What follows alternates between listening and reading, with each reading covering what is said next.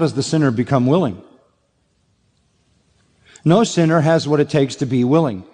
When I teach on the doctrine of human depravity, the nature of fallen man, I talk about man's problem in two ways.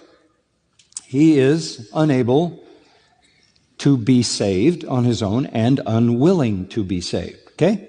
Unable, unwilling. That's the essence of depravity. Not only can't he doesn't want to.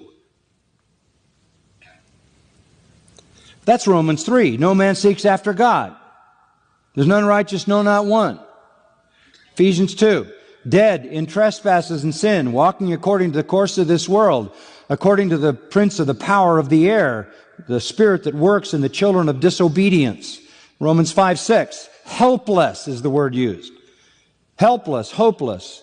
Can't understand the things of God. They're foolishness to him, as we saw in 1 Corinthians 1 and 2. 2 Corinthians 4, blinded by Satan, the god of this world, who has blinded their minds. No sinner left to himself is either willing or able to come to God. Corruption is too profound, too far-reaching, too comprehensive.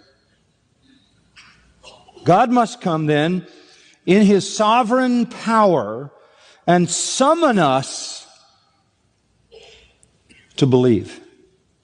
He must, in the day of His power, make us willing. It's not a kicking and screaming work which we resist. It's a gracious, powerful, supernatural, heavenly regeneration of our whole inner being that makes us willing in the day of that power. Well, what about the freedom of the will? What about that? Aren't we free? Sure. You have a free will. Everybody in the world has a free will. You know, you make choices all the time. You made a choice to be here.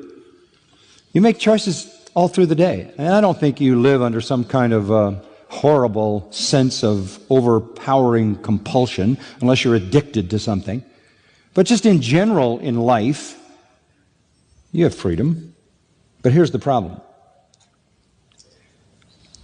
If you are not born again, if you're not regenerated, here's the extent of your freedom.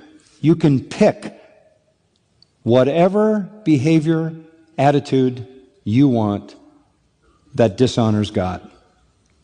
Take your pick. But you can't please Him. You can't. You can pick your sin, and people do it all the time. You can pick your sin, you're free.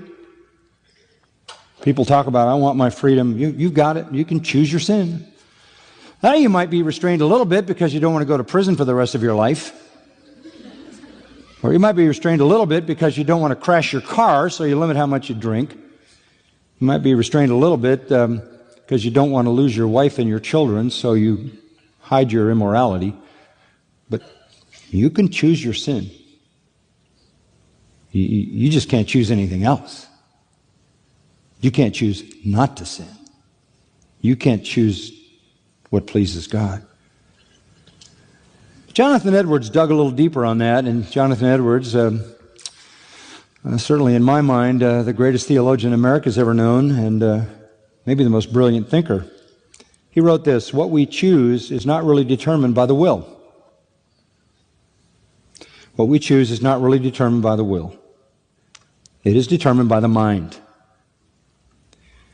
What the mind thinks is what makes the choice. And the mind is not neutral. The mind is not neutral. The mind, and I'm paraphrasing Edwards at this point, the mind is corrupt. The mind, to borrow Jeremiah's word, the mind of man is deceitful above all things and exceedingly wicked. So the mind isn't neutral. It thinks some things are best, and it's free to choose. When confronted with God, Edwards goes on, the mind of the sinner never thinks that following or obeying God is a good choice. Never thinks that. His will is free to choose God. Nothing stops him from choosing God, but his mind will not allow him to submit to God because that's not desirable to him.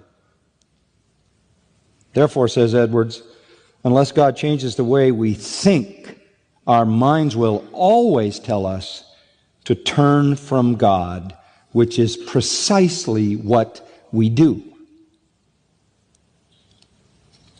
The sinner is in a position where he can't do anything else. So if he is to will to repent and will to believe, God has to change his mind. Change how he thinks. Change what he desires, what he loves, what he hates, what he longs for.